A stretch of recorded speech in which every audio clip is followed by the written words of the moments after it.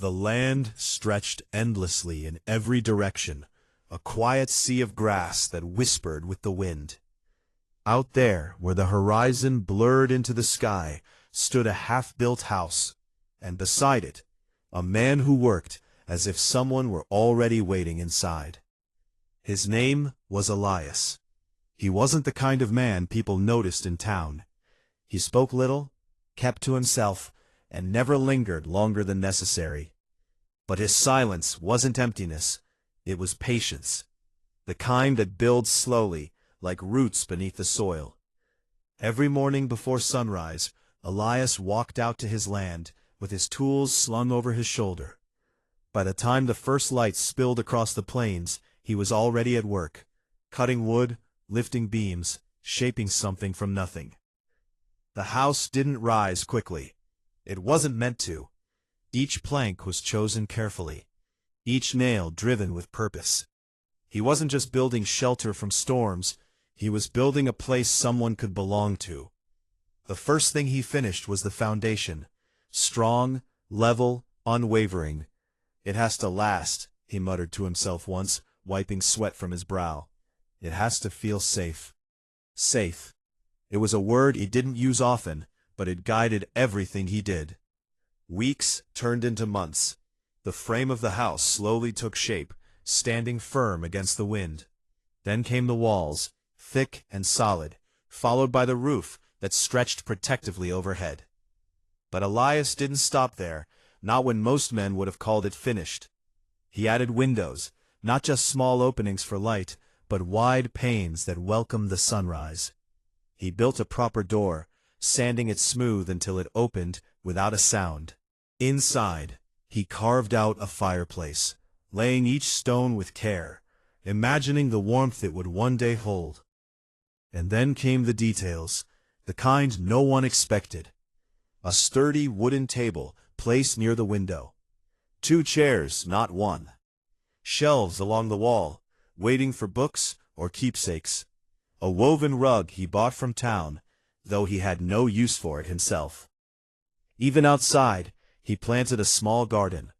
Rows of soil carefully turned, seeds pressed gently into the earth. He didn't know what would grow best, so he planted a little of everything. Flowers, vegetables, herbs. Hope in all its forms.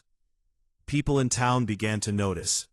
At first, it was just passing comments. "He's building something big out there." Then came the questions. One afternoon, as Elias loaded supplies onto his cart, a man leaned against the post outside the general store and called out, "You planning to start a family out there all by yourself?" A few others chuckled. Elias didn't answer right away. He tied the last rope, checked the weight, and only then looked up. "Not by myself," he said simply. The man smirked. "Oh, and where's this wife of yours hiding?" Elias met his gaze, calm and steady. "She hasn't arrived yet." Laughter broke out this time, louder and sharper. "You built all that," another man said, shaking his head, "for a woman you've never even met?" Elias paused, considering the question as if it deserved more than a quick reply. Then he said, "I didn't build it for who she is. I built it for what she'll need." The laughter faded, replaced by something quieter, confusion, maybe even a trace of respect. But Elias didn't wait for their reactions. He climbed onto his cart and rode back toward the open land, leaving their voices behind.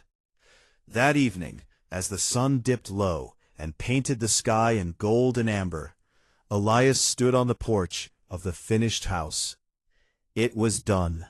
Not perfect, but real, solid, ready. He stepped inside and looked around slowly, as if seeing it for the first time. The firewood was stacked neatly by the hearth. The bed was made, fresh linens tucked tight. A second blanket lay folded at the foot, just in case. Everything was in place. Everything except her. Elias reached into his pocket and pulled out a folded piece of paper. It was worn at the edges from being opened too many times. An advertisement. A simple arrangement. A mail-order bride. He hadn't written to her yet, not until now. Not until the house was ready. Because in his mind, it wouldn't have been right to ask someone to come into his life without first giving her a place to stand. He sat at the table, lit a lantern, and unfolded a blank sheet of paper. For a long moment, he stared at it. Then slowly, he began to write. Not grand promises, not flowery words, just truth. I have built a home, he wrote. If you come, it will be yours too. When he finished, he folded the letter carefully, as though it carried more than ink. Outside, the wind moved softly through the fields, brushing against the walls of the house, as if testing its strength. Inside, for the first time, Elias allowed himself a quiet thought. Soon, someone else would walk through that door, and everything he had built in silence would finally have a voice. She had been called many things in her life. Useful, unwanted, a burden, a problem to be solved. But never had she been called chosen. That word felt too soft, too fragile, like it didn't belong to someone like her. Her name was Clara. When the letter arrived offering a marriage arrangement, she didn't cry or smile. She simply stared at it for a long time, sitting on the edge of a narrow bed, in a room that was never truly hers. Outside, life went on without her. People laughing, children running, doors opening and closing for families that belonged together. Clara had never known belonging. So when the offer came, it wasn't romance that made her consider it. It was survival. The letter spoke of a man who lived on the frontier, a man who wanted a wife to share his home. It was short, direct, almost too simple to trust. No promises of love, no grand words, just honesty. And strangely, that honesty scared her less than kindness ever had. Still, doubt followed her like a shadow. What kind of man builds a house before meeting a bride? She whispered to herself one night, folding the letter again and again, until the creases became permanent lines. In her mind, she created him before she ever saw him. A rough man, a quiet man, maybe even a lonely man who had forgotten how to speak gently. Maybe he was waiting for someone to serve him, to obey him, to fill a space in his life, rather than share it. She had seen enough of the world to know that men often built things for control, not care. But there was no other path for her. The town she lived in offered no future. Her days were stitched together with hardship, long hours, little food, and the constant weight of being unwanted. Marriage, even uncertain marriage, was an escape rope thrown across a deep well. So she accepted. The day she agreed, she didn't feel brave. She felt numb. The journey began soon after. A carriage carried her away from everything familiar.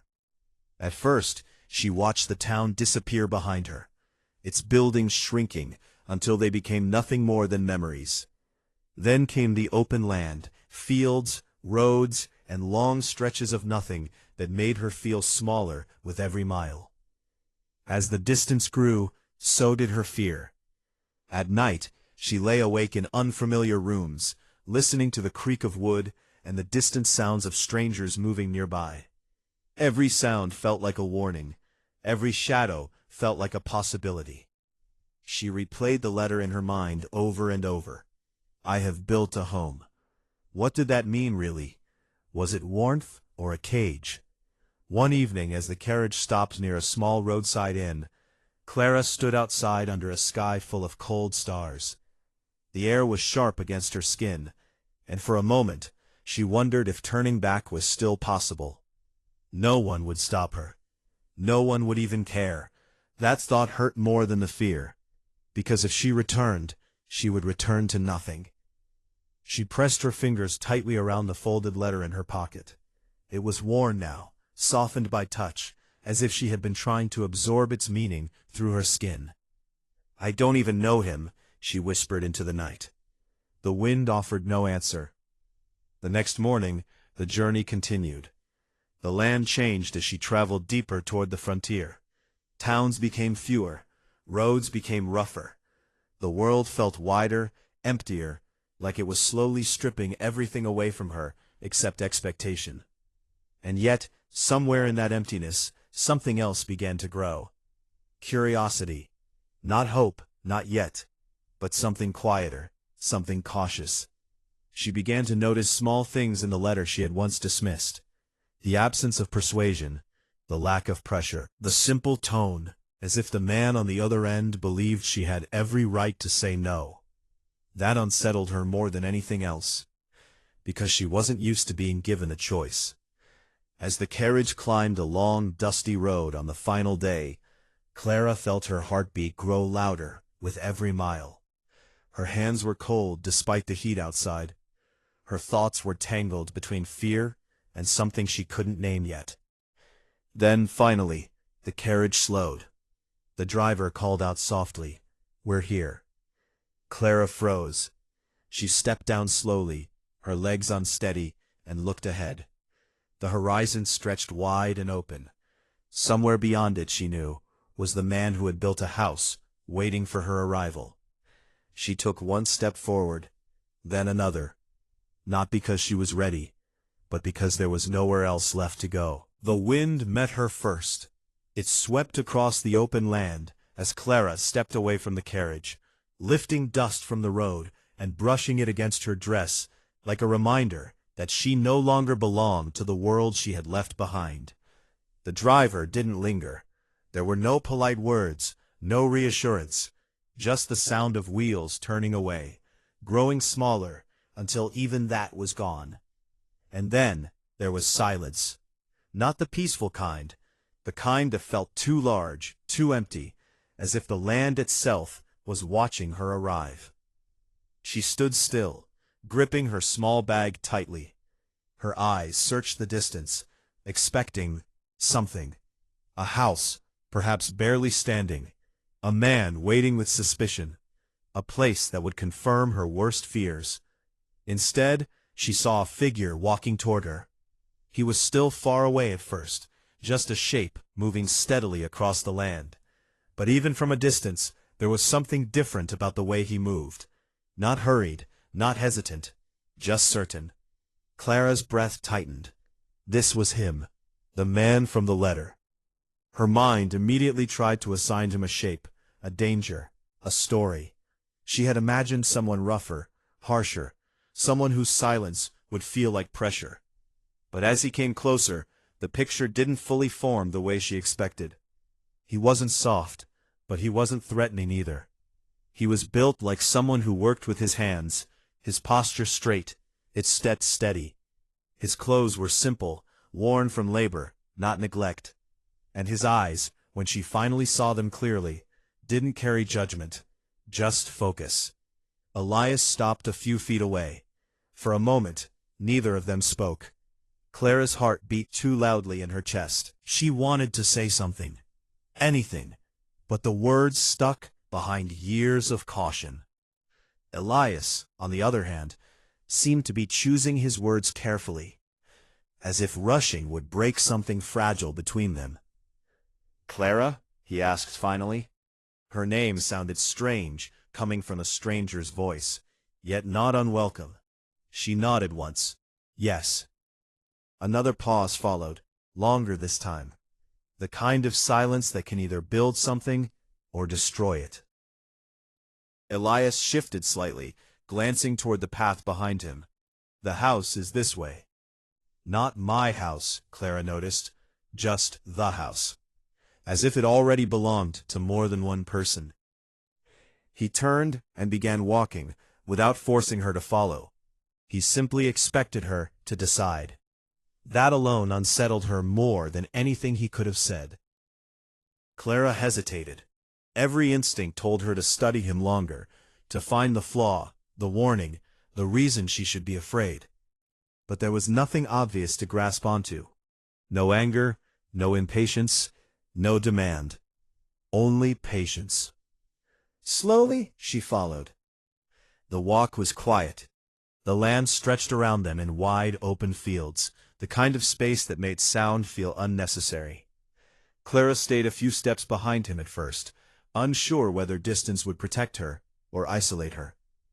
Elias did not look back, but he adjusted his pace slightly, as if unconsciously matching hers. That small detail unsettled her more than any threat could have. because it felt considerate. They walked for several minutes before the house came into view. And when it did, Clara stopped. It wasn't what she expected. She had prepared herself for something rough, unfinished walls, a bare structure, a place that felt temporary. Instead, what stood before her looked complete. A solid wooden home resting quietly against the land. Clean lines. Smoke drifting faintly from a chimney as if the house had already learned how to breathe. Clara's fingers loosened around her bag, without her realizing it. Elias stood beside her now, watching her reaction carefully. "You built this?" she asked, her voice softer than she intended. "Yes," he replied simply. There was no pride in it, no performance, just fact. She stepped forward slowly, as if afraid the house might disappear if she moved too quickly. The closer she got, the more details revealed themselves. The smoothness of the door, the strength of the frame, the care in every angle, every corner. This wasn't rushed work. It was deliberate. It was thoughtful. Her fear didn't vanish, but it shifted. It no longer had a clear shape. Elias opened the door. A quiet creak followed, warm air spilling out from inside. He stepped aside. For a moment, he didn't enter. He let her go first.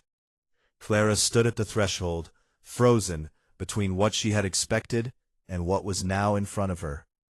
The idea of home had never been something she trusted. Home was where things fell apart, where people left, where nothing stayed safe for long. But this place didn't feel like that. Still, she hesitated. Elias didn't speak. He didn't urge her. He just waited.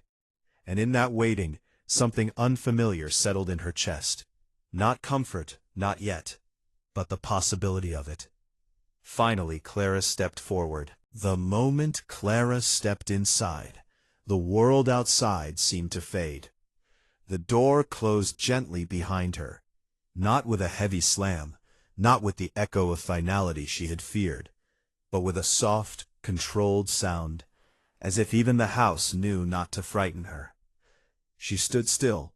Her eyes adjusted slowly to the interior, and what she saw did not match the picture she had carried in her mind for weeks. Warmth. That was the first thing she noticed, not just from a fire burning in the hearth, but from the way the space itself felt lived in without being crowded, prepared without being forced. Light entered through wide windows, spilling across wooden floors, polished with care. Nothing about it felt temporary. Nothing about it felt accidental. Elias stood near the door, watching her quietly. He did not follow her immediately. He did not explain. He simply let her see. Clara took one careful step forward, then another. Her boots made soft sounds against the floor, each step echoing slightly in the stillness. She glanced around, almost suspiciously at first, as if expecting the illusion to break. But it didn't. To her left, a sturdy wooden table sat beneath a window. 2 chairs rested beside it, not mismatched, not leftover pieces, but intentionally placed, as if someone had imagined 2 people sitting there, sharing a meal. Her breath caught slightly, though she didn't understand why. She moved further inside.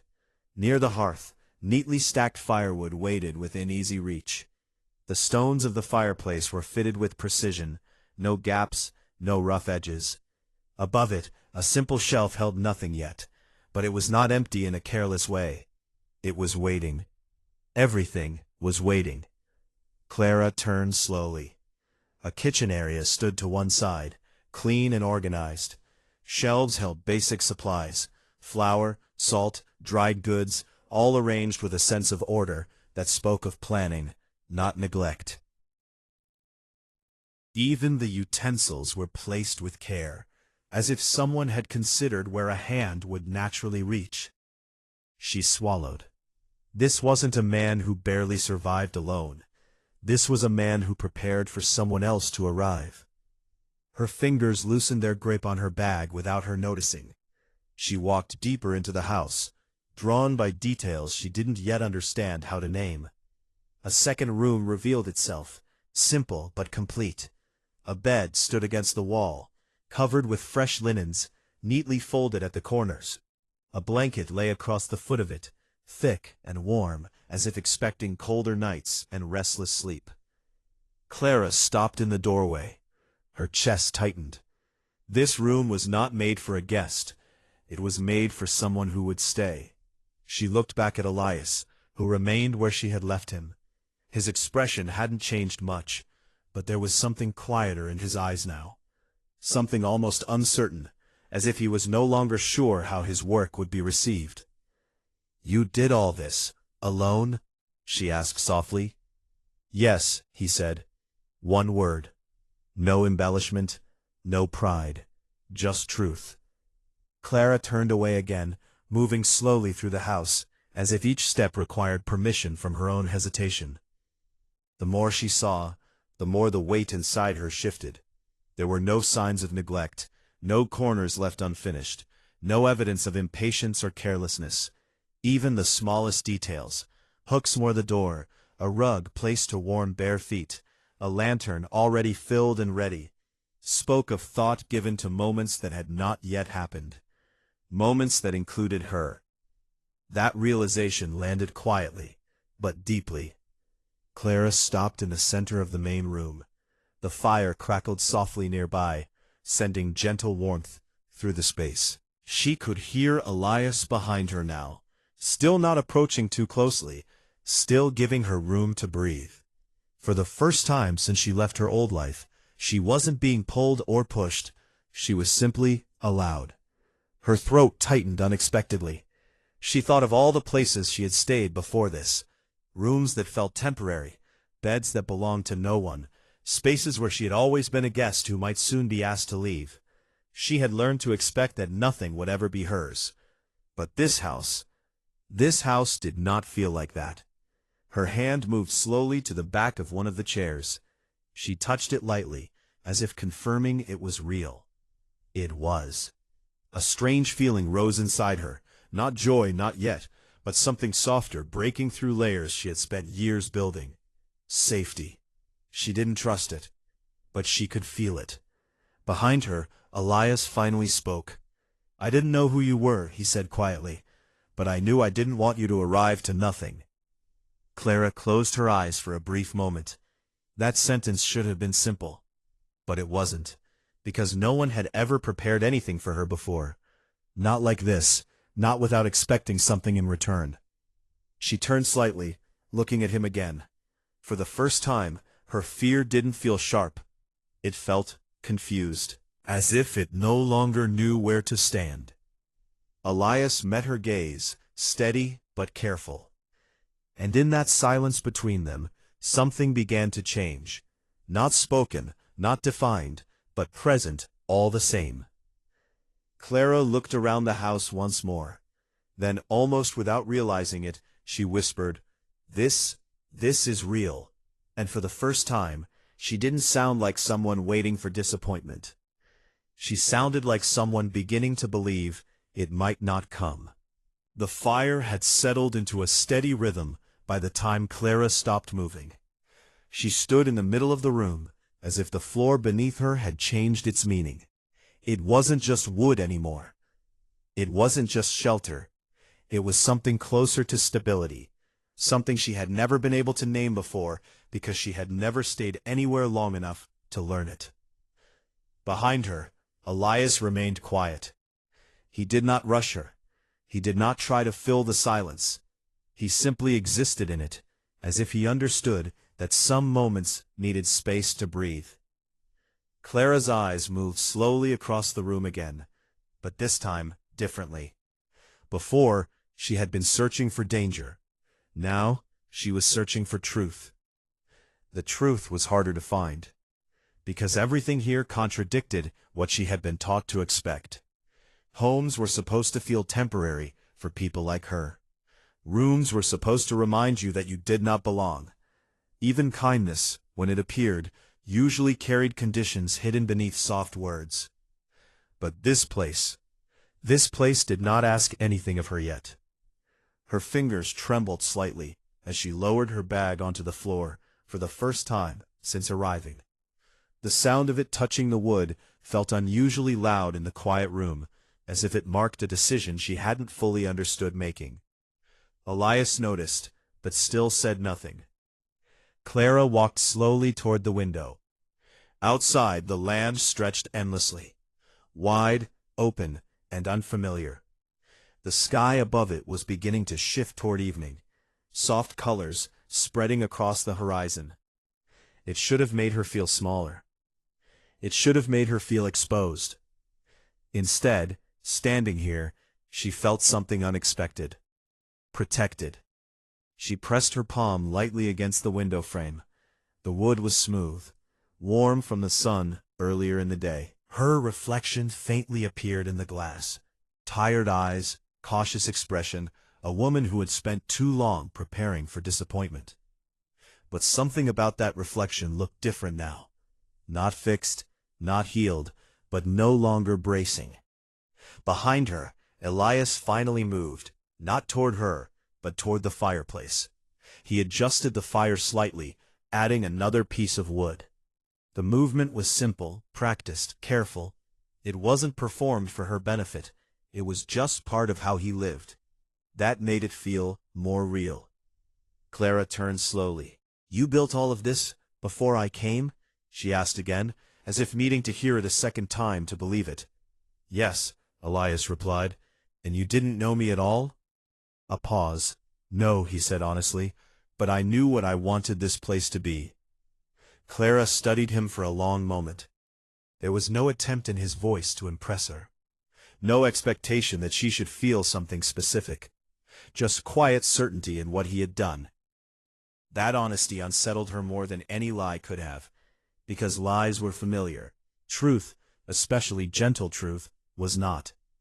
She took a step back toward the center of the room, then another. Her breathing slowed without her noticing. The tension in her shoulders, which she had carried for days, even weeks, began to loosen in small, uncertain degrees. "I thought," she began, then stopped. Elias waited. Clara swallowed, choosing her words carefully. "I thought I was coming somewhere I would have to earn my place." The words hung in the air. Elias turned slightly toward her. "You don't earn a place here. You decide if you want it." That sentence hit her quietly, but deeply. Decide. Not survive, not endure, not prove. Decide. Clara looked away for a moment, as if the concept itself was too large to hold directly. Her life had never included decisions like that. Everything had been reaction. Everything had been necessity. She walked slowly toward the table. Her hand hovered above one of the chairs again, the same chair she had noticed earlier. 2 chairs, not one, not an afterthought. She pulled it slightly and sat down. The movement was small, but it felt like crossing something invisible inside herself. For a moment, she said nothing. Elias remained standing near the fire, watching, not studying her like a problem, not waiting like a judge, but simply present. Clara exhaled slowly, and then softly, almost like she wasn't sure she had the right to say it out loud, she spoke. "This," she paused, eyes lowering for a moment, "this feels like home." The words surprised even her as she said them, because she had not planned to say them. Elias didn't respond immediately. His expression shifted slightly. Not into relief, not into triumph, but something quieter, something like understanding. Clara looked up at him, almost as if expecting correction, expecting doubt, expecting the feeling to be taken away. But it wasn't. The silence that followed wasn't empty anymore. It was full of possibility, full of something neither of them had named yet. Elias finally nodded once, gently. "Then it is," he said. And for the first time in a long time, Clara didn't feel like she was stepping into uncertainty. She felt like she had stopped running. The days that followed did not change everything at once. They changed slowly, so slowly that neither of them could point to a single moment where things became different. Instead, it was made up of small things. Quiet things. Things that didn't demand attention, but built something steady underneath it all. At first, Clara stayed mostly inside the house, not out of fear anymore, but out of habit. She watched Elias from the window as he worked outside. He repaired small sections of fencing, gathered wood, checked the garden he had planted long before she arrived. He moved with the same calm purpose he always had, as if the land itself listened to him. And slowly, without pressure, she began to step outside too. The first time she joined him, she didn't speak. She simply stood a few feet away while he worked. Elias noticed her presence, but didn't comment on it. He only adjusted his pace slightly, as if making space without asking why it was needed. Clara found herself picking up small tasks without being told, carrying water, touching soil, pulling weeds from the garden beds that were already beginning to grow wild with life. One afternoon, Elias handed her a small bundle of seeds. "Try these," he said. Clara looked at them in her palm. "What are they?" "Flowers," he replied simply. She almost asked why, but stopped herself. Instead, she knelt near the edge of the garden and pressed them into the earth. It felt strange, planting something without knowing if it would survive. But also, strangely familiar. Because she realized she had been doing something similar all her life, just without hope. Days turned into routines. Morning fire, simple meals, quiet work in the garden. Evenings on the porch where the sky turned gold and then dark, and the world felt far away enough to breathe inside. They spoke more as time passed, but never too much. Elias didn't push questions into her past. He didn't demand explanations for the silence she sometimes carried. Instead, he let her speak when she chose, and listened when she did. And Clara, for the first time, did not feel like she had to defend every word she said. One evening, as the wind moved gently through the fields, Clara sat on the porch steps watching the garden. The flowers she had planted were beginning to show small signs of life, tiny green breaks through the soil. Elias sat a short distance away, sharpening a tool quietly. The sound was steady, comforting. After a long silence, Clara spoke. "You built all of this before I arrived," she said softly, almost like she was still trying to understand it. Elias didn't look up. "Yes. And you weren't afraid I wouldn't come?" That made him pause. He set the tool down and finally glanced toward her.